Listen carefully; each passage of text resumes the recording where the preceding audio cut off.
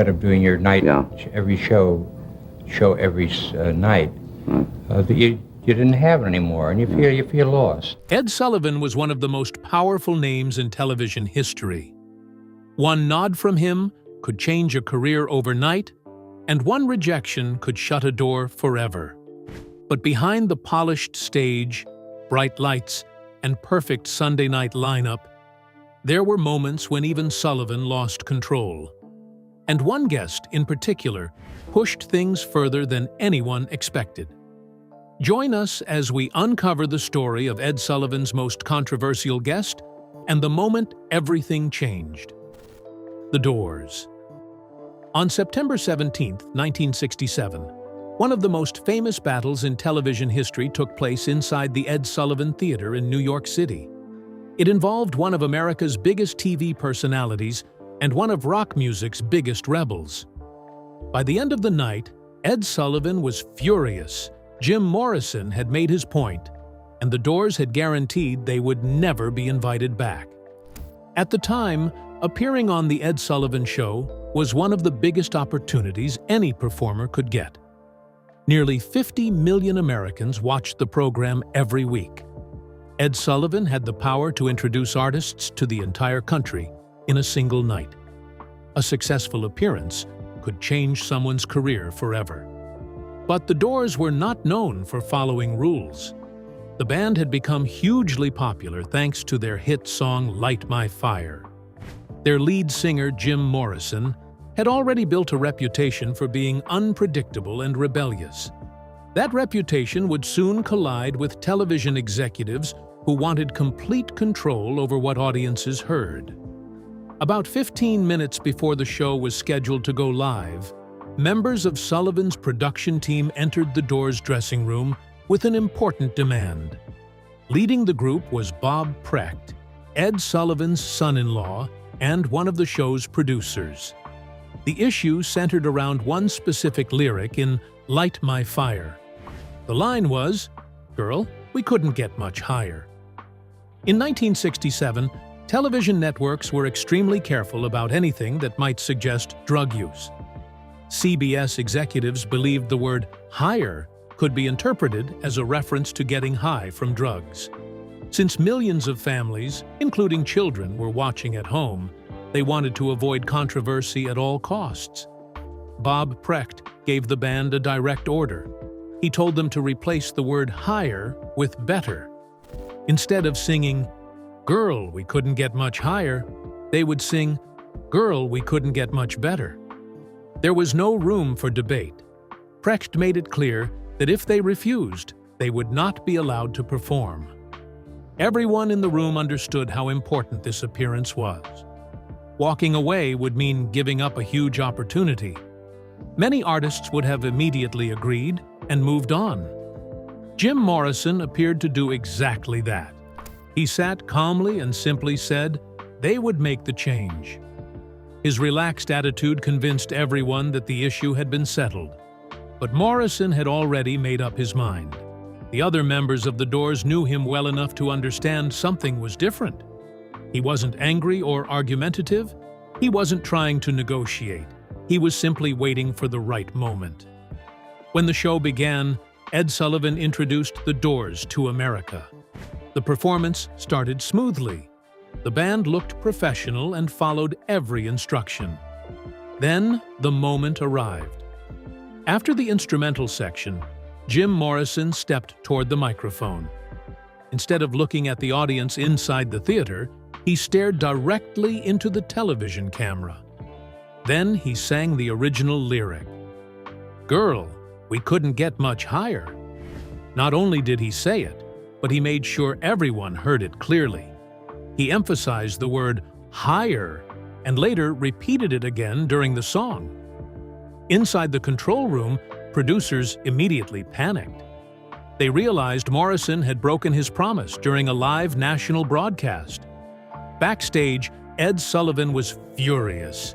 For him, this wasn't just about one word. He believed he had been publicly embarrassed. He was one of the most powerful figures in television, and a young rock singer had openly ignored his authority in front of millions of viewers. Normally, after a performance, Sullivan would walk onto the stage, shake hands with the artists, and congratulate them. That night, he did no such thing. Instead, the show quickly cut to a commercial break. As soon as the cameras stopped rolling, Bob Precht rushed backstage to confront the band. He was angry and reminded them they had made an agreement before the show. Then came the punishment. Precht told them, "You'll never perform here again." For most performers during that era, this would have been devastating. Being banned from the Ed Sullivan Show could seriously damage a career because it closed the door to one of the largest audiences in America. But Jim Morrison did not seem worried at all. According to many accounts, he calmly replied with a sentence that would become famous. "Hey man, we just did the Sullivan Show." That one sentence perfectly summed up his attitude. The band had already achieved what they came for. Millions of people had seen them perform exactly the way they wanted to perform. Getting banned afterward did not change that. In fact, many young fans admired them even more. Instead of looking like troublemakers, they became symbols of a new generation that was tired of strict rules and heavy censorship. Their defiance only increased their popularity. Ed Sullivan may have won the battle for control inside his theater, but the Doors won something much bigger. They showed that some artists were willing to risk opportunities in order to stay true to themselves, even when the consequences were severe. And this wouldn't be the last time one of Ed Sullivan's guests would turn a single moment of rebellion into television history. But believe it or not, one simple hand gesture from another guest would make Ed Sullivan even angrier. Jackie Mason. On October 18, 1964, Jackie Mason was living the dream that every comedian wanted. He had become one of the most popular stand-up performers in America, and his future looked incredibly bright. Ed Sullivan had personally signed him to an exclusive contract worth $45,000 for 6 appearances on The Ed Sullivan Show. At the time, that was a huge amount of money. More importantly, it meant that one of the most powerful men in television had chosen Jackie Mason as a star he wanted to promote. Everything was going perfectly. Then, in just a few seconds, everything collapsed. That evening, an unexpected event completely disrupted the show's schedule. President Lyndon B. Johnson delivered an emergency speech that interrupted normal television programming. Because of this, the entire timing of The Ed Sullivan Show was thrown into chaos. Ed Sullivan was already known for being extremely strict about schedules. Every minute of the show was carefully planned. Now, suddenly, he had to shorten performances and make quick decisions to fit everything into the remaining airtime. The pressure backstage became intense. Jackie Mason was scheduled to perform during the final segment of the show. As he walked onto the stage, he had no idea he was about to become part of one of television's most famous misunderstandings. At first, everything went well. The audience loved his jokes. People laughed throughout his routine, and Mason looked comfortable and confident. But backstage, Ed Sullivan was becoming more and more nervous. Standing near the cameras, he began signaling to Jackie.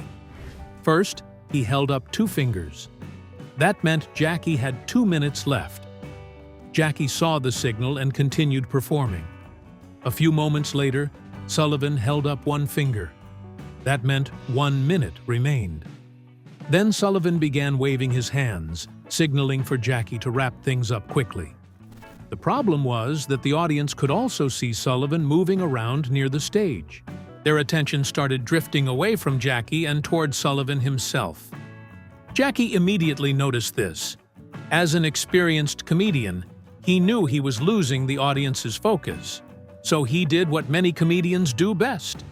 He turned the awkward situation into part of the act. He stopped his routine and looked toward Sullivan. Then he jokingly commented on Sullivan's hand signals. "What are you doing?" Jackie said. He joked about Sullivan holding up 2 fingers, then 1 finger, and waving his hands around. The audience burst into laughter. To everyone sitting in the theater, it looked like harmless improvisation. Jackie was simply making fun of a strange situation. Then he said something that would change his life. "You want a finger? Here, take a finger." As he spoke, Jackie waved his hand while continuing the joke. In his mind, it was nothing more than a funny gesture. He was mimicking Sullivan's actions and trying to get the audience's attention back. But Ed Sullivan saw something entirely different. He believed Jackie Mason had just given him the middle finger on live television. For Sullivan, this was an enormous insult. He was already under tremendous stress because of the schedule changes. Now he believed a comedian he had personally supported was openly mocking him in front of millions of viewers. His face reportedly turned red with anger. To Sullivan, this was not a joke anymore. He believed Jackie had crossed a line. As soon as the cameras stopped rolling, Sullivan stormed backstage. Witnesses later described him as furious. Jackie immediately tried to explain himself. He told Sullivan that he had not given him the middle finger.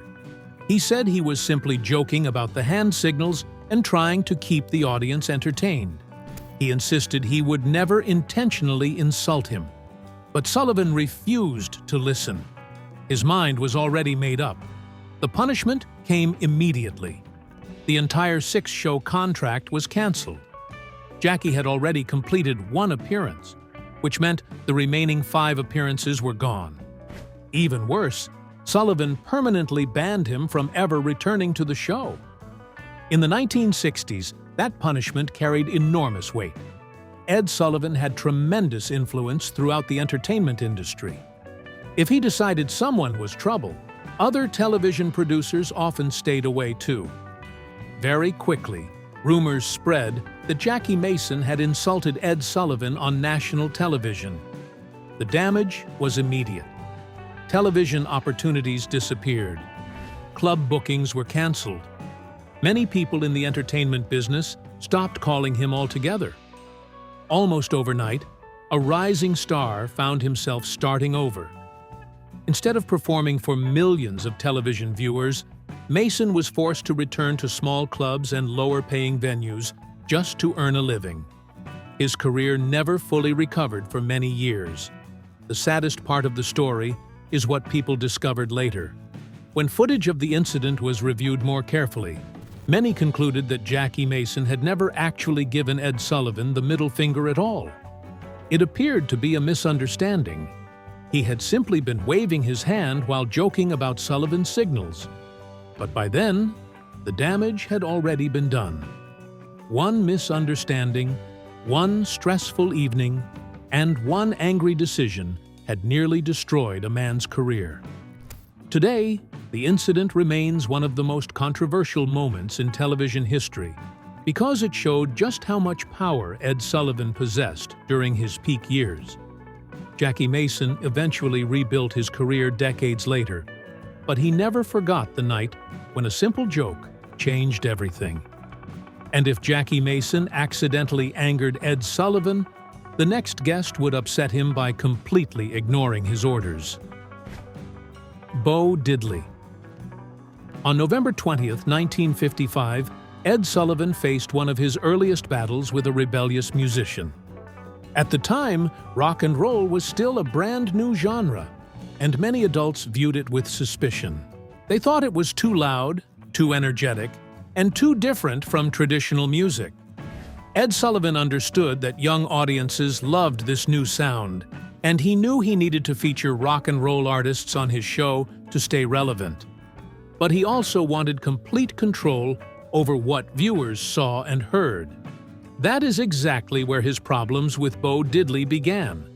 Bo Diddley was already making a name for himself with his unique style of music. He had an unforgettable stage presence, a distinctive guitar shape, and a rhythm that sounded unlike anything America had heard before. But Sullivan wasn't completely comfortable with his image. Before the live broadcast, Sullivan reportedly gave Bo Diddley a very specific instruction. Instead of performing his own hit song, Bo Diddley, He wanted him to sing a different song called 16 Tons. 16 Tons was a popular song made famous by Tennessee Ernie Ford. It was slower, calmer, and felt much safer for a family audience watching television on a Sunday night. From Sullivan's perspective, this was the better choice. He wanted to avoid anything that seemed too wild or unpredictable. He believed changing the song would make the performance easier for conservative viewers to accept. Bo Diddley appeared to agree. At least, that is what Sullivan thought. Then, shortly before the performance began, something happened that would become part of television history. As was common during live broadcasts, a crew member held up a large cue card with the performer's name written on it. The card said one thing: Bo Diddley. Its purpose was simply to tell everyone backstage who was about to perform. However, when Bo Diddley saw his name, he either misunderstood the message or decided to take advantage of the moment. To this day, people still debate exactly what happened. Some believe he genuinely thought the producers wanted him to perform his own song. Others believe he intentionally ignored Sullivan's instructions.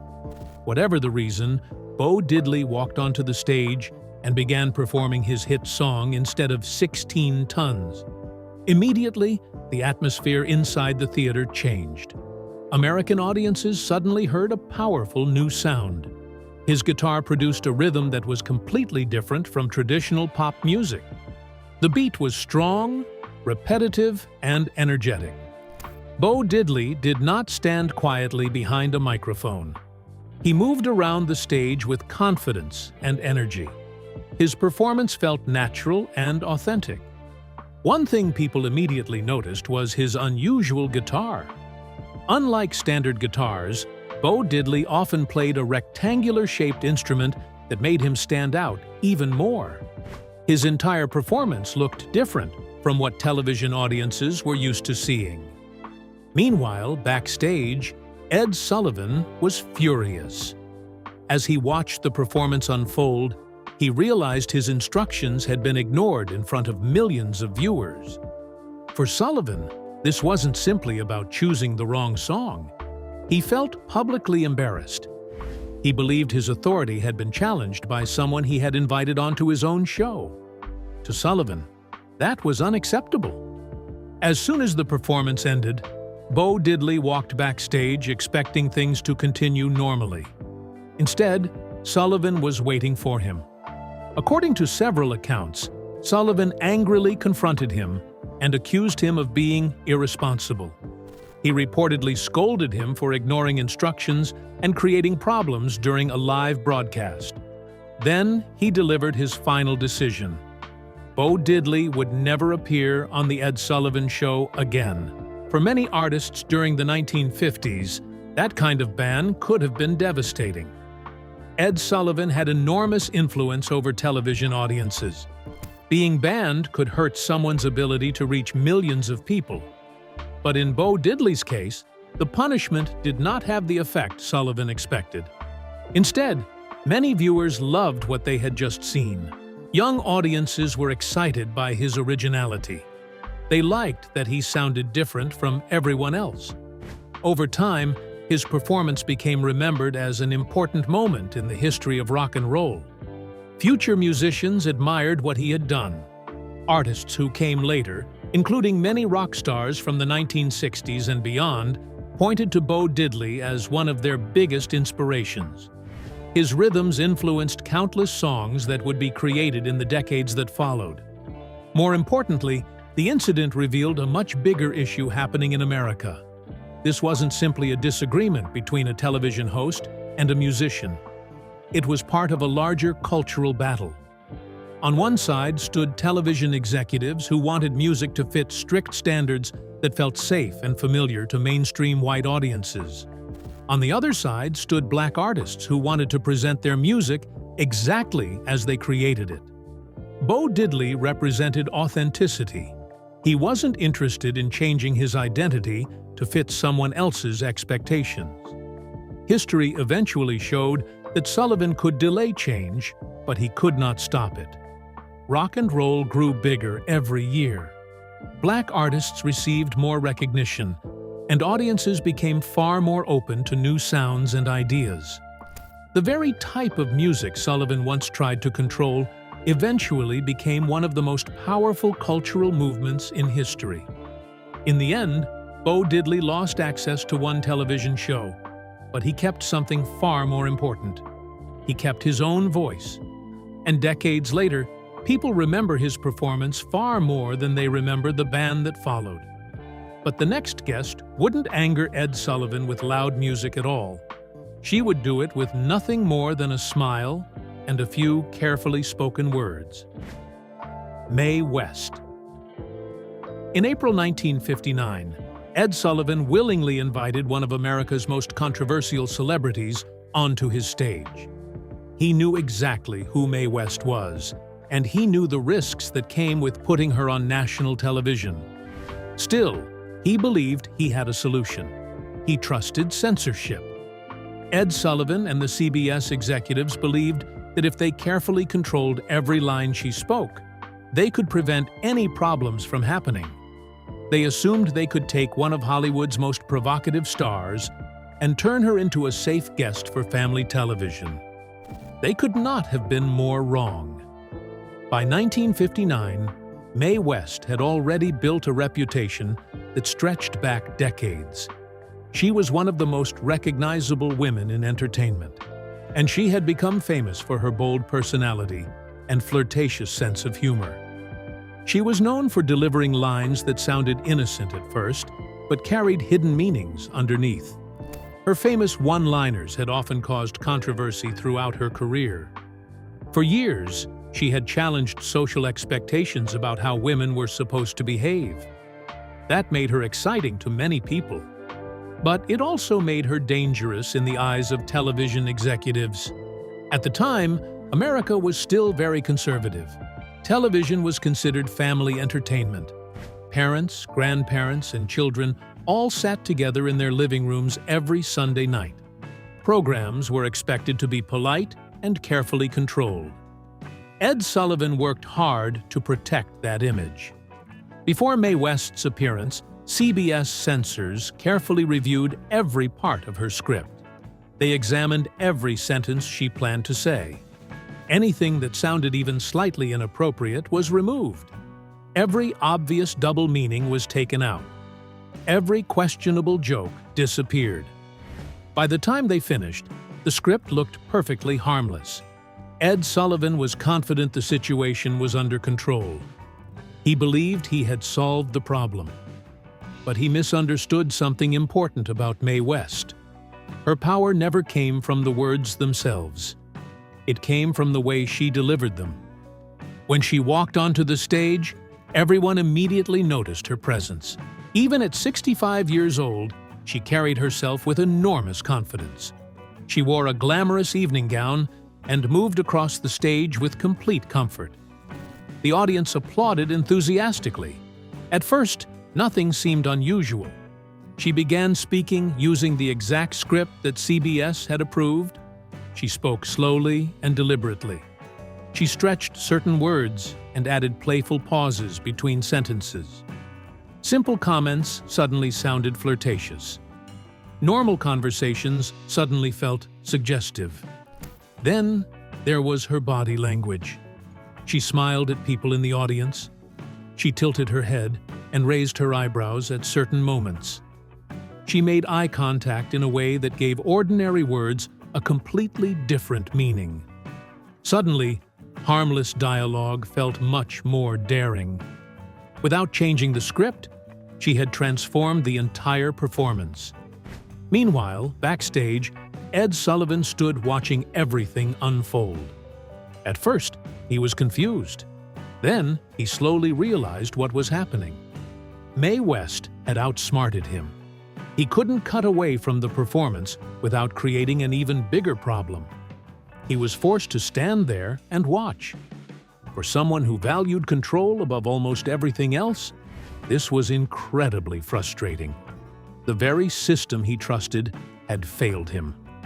His censorship rules only controlled words on paper. they could not control personality. When the segment ended, there was no dramatic confrontation. There was no shouting backstage. There was no public argument. In some ways, that made the situation even more unusual. Instead, Sullivan quietly made a decision. He reportedly instructed producers not to invite Mae West back onto the show. That was the end of her relationship with The Ed Sullivan Show. The punishment was silent, but it was permanent. However, by that point, Mae West had already accomplished what she wanted. She had proven that creativity could easily get around strict censorship. Her appearance also showed the limits of television control during that era. Ed Sullivan could approve every sentence, but he could not change who Mae West was. She had built her entire career around her personality, and that was impossible to censor. Years later, her appearance remained memorable because it revealed a larger truth. Rules can control scripts. Rules can remove words. Rules can change written pages. But they cannot completely control how a performer connects with an audience. Mae West never openly challenged Ed Sullivan the way Jim Morrison would later do. She never argued with him backstage or ignored his instructions. Instead, she won by following every rule and still finding a way to remain herself. In the end, Sullivan lost that battle because he underestimated the one thing he could never fully manage. And the next guest would frustrate him even more because he wouldn't argue, joke, or flirt. He would simply walk away from television's biggest opportunity. Bob Dylan. On May 12, 1963, a young Bob Dylan stood at the edge of what could have been a life-changing moment. Appearing on The Ed Sullivan Show meant instant national attention. For a rising folk singer, it was one of the biggest stages in America. Millions of viewers were expected to be watching. A successful performance could have turned him into a household name overnight. But before he could step onto the stage, something happened behind the scenes that changed everything. CBS executives stepped in. At the time, Dylan had chosen to perform a song called Talkin' John Birch Paranoid Blues. It was a satirical piece that made fun of extreme anti-communist thinking in America. The song mocked fear-based political attitudes and the John Birch Society, a real and controversial political group. While the song was meant as humor and social commentary, network lawyers saw it very differently. They immediately became concerned about legal risks. They feared that the song could lead to complaints or even lawsuits. In the tense political climate of the early 1960s, anything connected to communism or political criticism was treated with extreme caution on national television. So CBS made a quick decision. Executives went to Dylan's dressing room before the live show. They told him clearly that he could not perform that song. Instead, they offered him safer alternatives. He could perform other folk songs that were already approved, songs that would not cause controversy or political problems. They believed this was a simple fix. Ed Sullivan himself reportedly still wanted Dylan to appear. From his perspective, Dylan was talented and had potential. He did not want to lose him from the lineup. But for Dylan, the situation was not simple at all. He listened carefully to what the executives were saying. Then he made a decision that surprised everyone in the room. Bob Dylan refused to change the song. He believed that changing it would not just be a small adjustment. In his view, it would mean giving up control over his own work. He saw it as a form of compromise that could lead to more demands in the future. If he agreed once, he might be asked again to change lyrics or avoid certain topics. He thought carefully, then quietly said he would rather not perform at all than change the song. After that, he did something unexpected. He picked up his guitar case.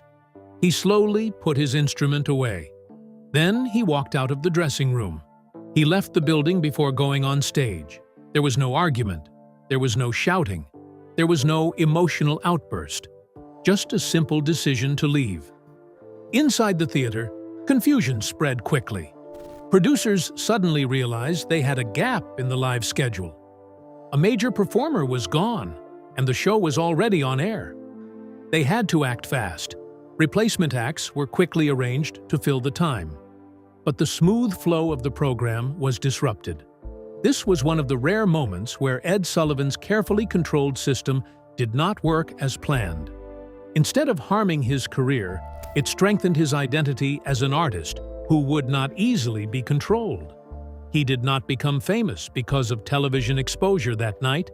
He became respected because he refused to compromise when it mattered most. That moment showed something important about Bob Dylan. He was not chasing quick fame. He was building a long-term career based on creative independence. And in the years that followed, that reputation became just as important as his music. Looking back, many people see that walkout as a turning point. It showed that success did not always depend on appearing on the biggest stage. Sometimes, refusing a stage could speak louder than performing on it. Bob Dylan did not need to argue or fight with Ed Sullivan. He simply walked away. And that decision became part of his legacy. But the next artist would take a completely different approach. He would stay on stage and fight control with silence and attitude instead of words. If you enjoyed this deep dive into the wildest Ed Sullivan Show moments, make sure to like, subscribe, and stay tuned for more untold stories from music and television history.